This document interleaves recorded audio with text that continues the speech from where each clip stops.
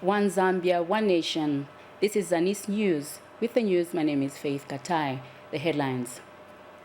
Muchinga PS calls for water project. Chage Medrap addresses sexual reproductive health in Wapula. Plus rehabilitation and upgrading of 80 million United States dollar Katete Chonida Road starts. And now the news in detail. Muchinga Province Permanent Secretary Henry Mukungule has appealed to government to extend the integrated small town water supply and sanitation project to other provinces, especially in rural communities without commercial water utilities. He observes that inadequate access to water, sanitation and hygiene are the main causes of infectious diseases such as cholera. Mr. Mukungule, who is a member of Steering Committee on Water and Sanitation, said this when the committee led by Minister of Water Development and Sanitation Permanent Secretary Joe Kalusa inspected the project in Western Province. Details in this report. In Zambia, access to clean water is unequal, with 90% of households in urban areas accessing the commodity compared to only 53% for households in small towns.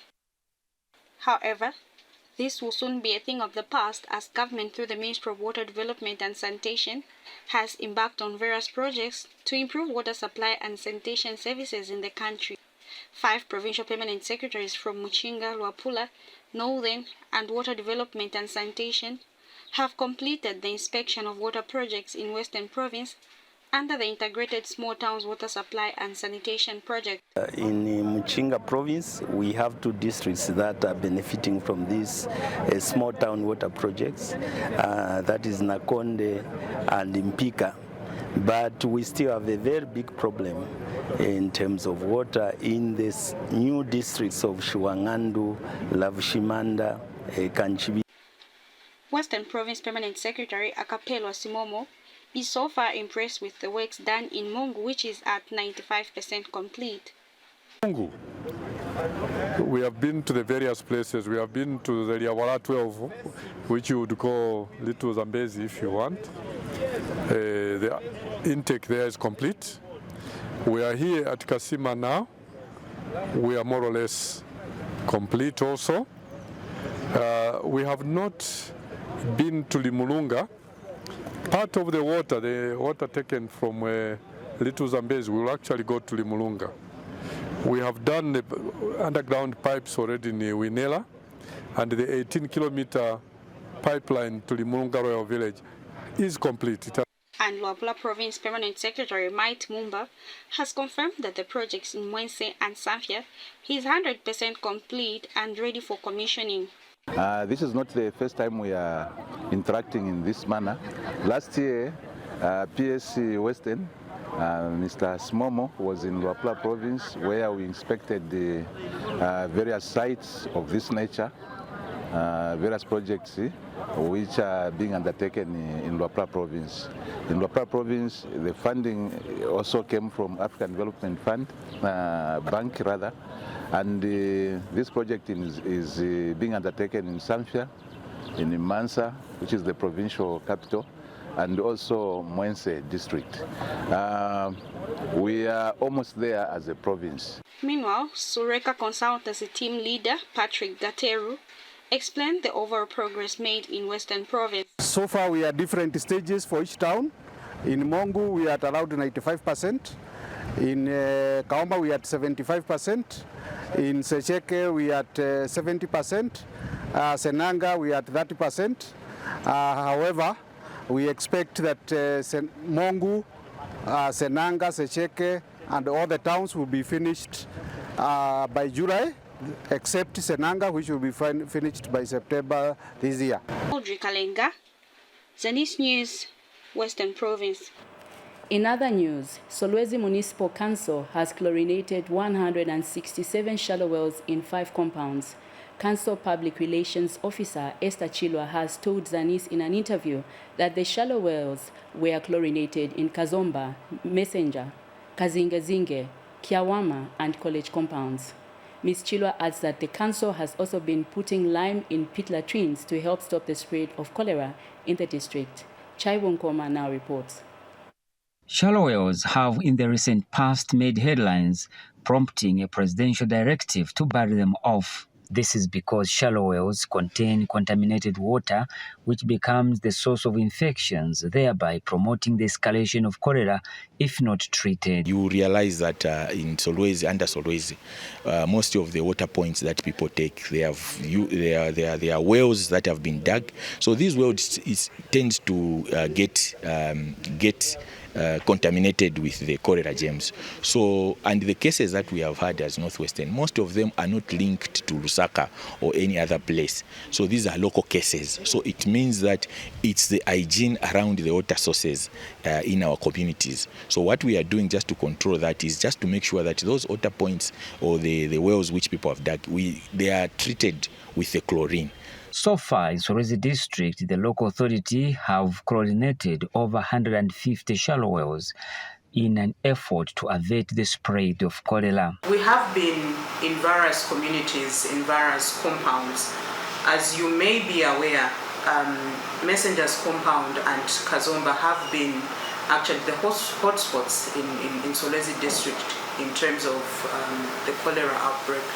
So we have been undertaking chlorination of what we call the shallow wells, and we have done a total of 167 chlorination of shallow wells in these compounds, which include Messengers, there's Kazomba, there's also Kijingejinge, there's also Kiawama, and another area is College. The liming of peat latrines has also been top on the agenda. The other aspect, very important aspect that we have been undertaking to avert the spread of the cholera in our district is liming of the pit latrines. We are alive to the fact that in these compounds, most of the places have pit latrines, and between the beginning of this year, that is January to date, we have done about 81 pit latrines that have been lined. Meanwhile, in other compounds, people have continued drawing water from untreated shallow wells. Reporting for Zanis News, I am Bunkoma in Solwezi District, Northwestern Province. Government has commenced the distribution of relief maize to hunger-stricken households in Nyimba district of Eastern Province. District Commissioner Paul Daka flagged off the distribution of the commodity to deserving communities, which is part of the 2024 relief distribution program for the district. Mr. Daka disclosed that the district had received its allocation of 4,508 by 50 kilogram bags of white maize under the first phase of the distribution exercise by the Disaster Management and Mitigation Unit. Mr. Daka noted that a number of communities had been affected by drought during the previous farming season, hence the government's resolve to distribute the maize in order to cushion the hunger situation in the district.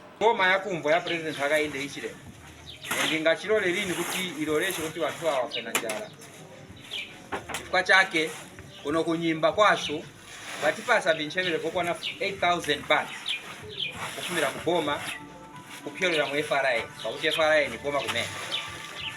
So vinchevere ni batayamba kuti chabe kuti distribute lomba kumadera yonse yofunikira transporters zofunika batumike konzera. Nenu laira pano niko konkani kuvuna. Na naye mfano kuti nimengeshiwa kamba kuti chinchevere chatutwala chikuyakula wateralira kuti chirute tukaunta check. So numpempani kamba kuti tientichite chintu tiensevenze ntchito mwefuniko kuti sevinji ikhalire mukachita tetyo nishi mugwirizana upitirire na seti tembeja as government. Caritas Chipata has availed its first ever grain storage technology to enhance food security among farmers in Kasanengwa district of Eastern Province. Caritas Chipata and partners are delighted with the technology dubbed Hamatric Storage, which will help farmers retain the over 25% losses of yield they incur in efforts to store their grain, thereby enhancing food security. This was revealed during an opening the bag ceremony in Manjanja village. Davison Sakala now reports. At a time when the world is grappling with adverse effects of climate change, which has not only negatively impacted the production of agricultural produce, but also the storage of the same, Caritas Chipata, Catholic Relief Services, CRS, and Purdue University in the United States have availed a groundbreaking intervention in Kasenengwa district. Infestation of stored grains by mostly insects or weevils is known to cause losses in both quality and quantity. This damage caused by poor storage techniques also reduces both seed and seedling viability. Guest of honor, the ceremony we are witnessing today, whose theme is embracing climate smart storage technology for improved food security and safety, seed access and incomes, signifies the importance of improved grain storage. Eastern Province Agricultural Office has welcomed the hermetic bags technology. I would like to say the post-harvest losses in this country, or not in this country, but as Eastern Province, have been very high due to the unfortunate way of storing our grains. As it is now, like you have already heard from the other speakers, that the storages that we have been having as small-scale farmers are not really effective, not very effective. Maybe probably 20 to 30% of the storage has gone to waste. Farmers in Kasenengwa are excited about the initiative. September 15.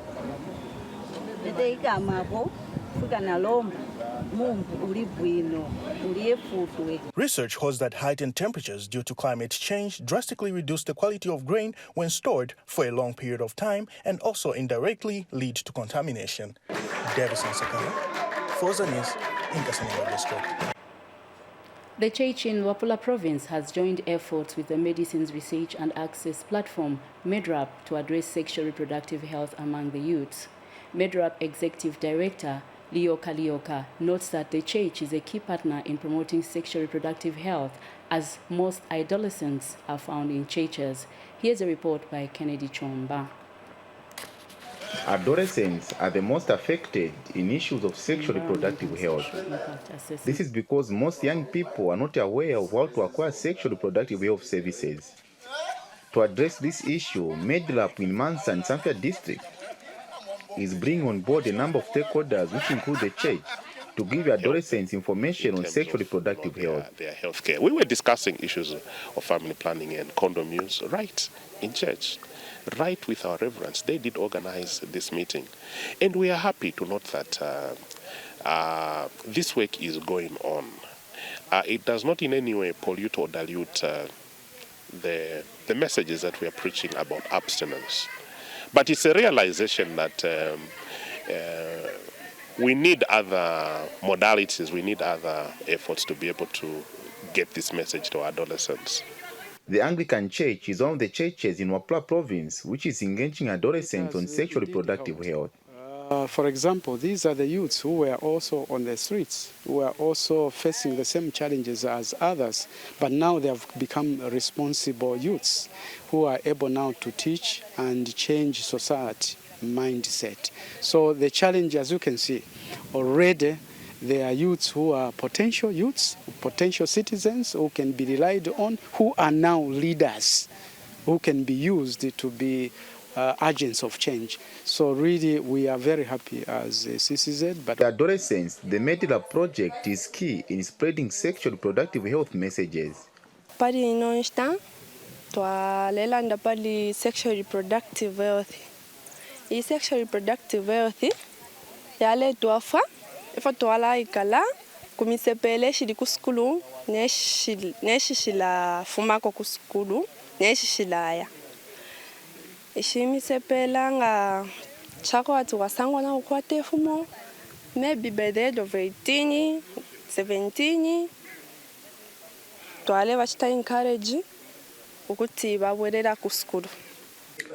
With more adolescents empowered with sexual reproductive health knowledge, issues like teenage pregnancies can be addressed. Kenneth Chomba reporting for Zanis News in Mansa District. The environment and social impact assessment process on the construction, rehabilitation, and upgrading of $79.8 United States million Katete Chanida Road and the border infrastructure has commenced. Katete District Commissioner Raphael Piri highlighted the importance of the road to the country's economic development during the scoping meeting. Here is a report. Expected to be worked on in 2 years, Lutemba Consulting Company Limited has hit the road running in the construction, rehabilitation, and upgrading of the Katete Chanida Road and its associated border infrastructure by undertaking an environmental and social impact assessment scoping meeting with stakeholders within the district. Speaking when he opened the meeting, Katete District Commissioner Raphael Piri emphasized the importance of the project. 70% of Zambia's fuel comes into this country through the port of Beira, through Chanida border, through Katete, up to the storage tanks, wherever it goes. This is a project which will contribute significantly to the economy of this country. We're talking about a road which, if closed, a border which, if closed, because the road is impassable, can bring the economy of this country on its knees. So for us in Katete, we are very excited that we have such a project going on in our midst. And Salak Global Limited, the consulting firm hired by Lutemba Consulting Company Limited to undertake the environmental and social impact assessment, explained the importance of the assessment. So Section 3 of the Environmental Impact Assessment Regulation states that a developer shall not implement a project of which a project brief or the environmental impact statement report is required under those regulations, unless the project brief or the environmental impact statement has been concluded in accordance with the regulations and the Zambia Environmental Management Agency has issued a decision letter. So that is the main reason. This project cannot start until we get this approval from ZEMA, and the regulation that actually gives us that guideline is this same regulation, Section 3 of the Environmental Impact Assessment Regulations. Hope Walia, Katete District, Eastern Province. 24-year-old Sepiso Sililo from Mongo District of Western Province is among the females in the country that has ventured into carpentry to sustain herself compared to finding a white-collar job. Sepiso is employed at Luendo Workshop, a business where she is involved in the production of various items, including coffins, beds, tables, and desks, among others. More in the following report by Sifue Mwangala. Sepiso Sililo does a carpentry work from Sido area in Mongo District, where she's the only female carpenter among several men. Sido is a prominent furniture manufacturer in the district. Sepiso initially worked as a sales lady, but developed an interest in carpentry and decided to join the male carpenters. Some of the coffins that Sepiso helps make are sold at an outlet located at Lewanika General Hospital mortuary. I do make beds, TV stand, wardrobes, doors, coffins. I do make anything that do with carpentry. Coffins, tables, dining tables, sofas. And from that, I'm able to sustain myself. I'm keeping my young sister who is doing nursing. I'm able to support her.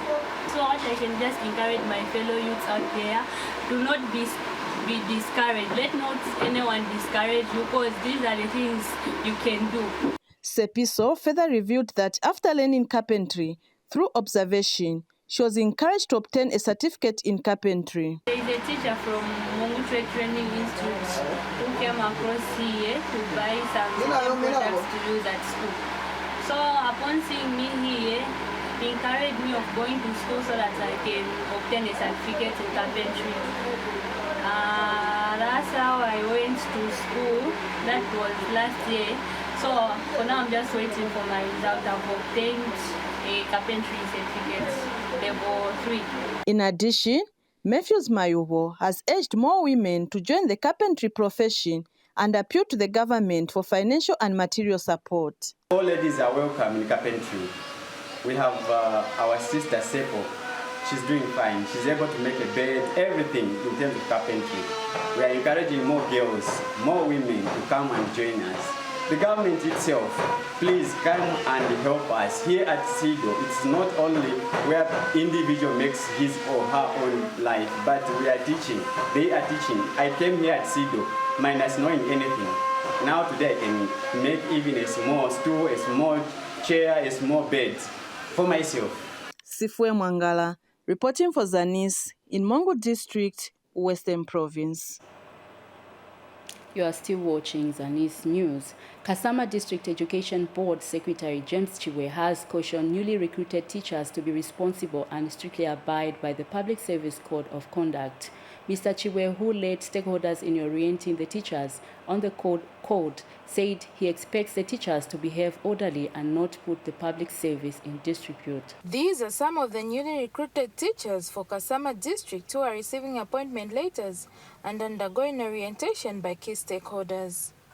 Kasama District Education Board Secretary James Chibuye has taken advantage of the gathering to advise teachers on many issues. The public service,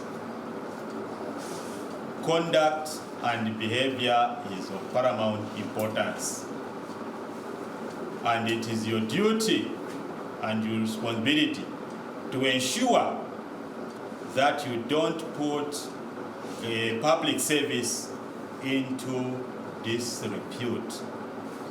Teacher unions were also present to explain their importance in the service. We are a union that is actually based on decentralization, a union that is focused on meeting the needs of our teachers. So we have an open door policy. We also have innovativeness. This is where we bring in a lot of projects, and these projects actually are there to help alleviate the lives of our members. We are out in schools doing worker education or teacher education. We are always there on the ground. And on top of that, there may be instances where you may find yourself on the wrong side of the law. We are there to offer, when issues come, disciplinary cases, we are there to actually lobby for you. And one of the newly recruited teachers who volunteered for 7 years has thanked the government for the opportunity and promised to work hard. God and the entire management for giving me this opportunity to give my services to this country. For Zanis in Kasama, Ntizao Namlenga. Action Aid Zambia has handed over a 4-ton storage cold room facility worth 280,000 kwacha to Sikuka Multi-Purpose Cooperative of Magoba Ward in Kafiwe District under the Zambia Small-Scale Fisheries Program. Interim Country Director, who officially handed over the project, noted that 4,838 fish farmers were educated on sustainable fisheries management, promotion of access to markets, and value addition. Let's take a look at this report.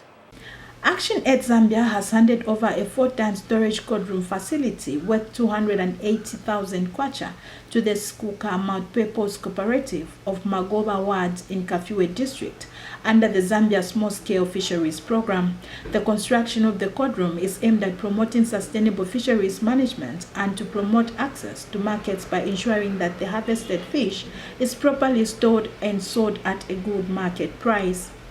Action Aid Interim Country Director Jovina Newanzeke, who officially handed over the project, says through the Zambia Small-Scale Fisheries Project, 4,838 fishermen were educated on fisheries management, promotion of access to markets, and value addition. On behalf of Action Aid Zambia, it is my privilege and honor to welcome you to the launch and the handover event of the cold room under the Zambia Small-Scale Fisheries Program that was implemented from 2021 September to 2023 October. We realized some key successes. First, the program successfully educated fishers with an impressive number, which is 4,838. Kafue District Commissioner Morrissey Kapulwe, who was the guest of honor, says the provision of the cold room is a huge empowerment to the people of Kafue District. As government, we feel that this is a big empowerment to the local people of Kafue. Apart from the fish traders, farmers not having losses because of hot temperatures that leads to fish rotting easily, the cold room also guarantee the local people of eating fresh fish and won't compromise their health. Meanwhile, Sikuka Mount People's Cooperative Chairperson thanked Action Aid for the gesture. And I just want to appreciate the Action Aid Zambia and the government of Zambia for giving us actually to help us, empower us to have this cold room. Reporting, I'm Nampiri. And that item brings us to the end of the news. But before we go, we have a recap of stories that made headlines. Muchinga PS calls for water project. Church Medrap addresses sexual productive health in Wapula.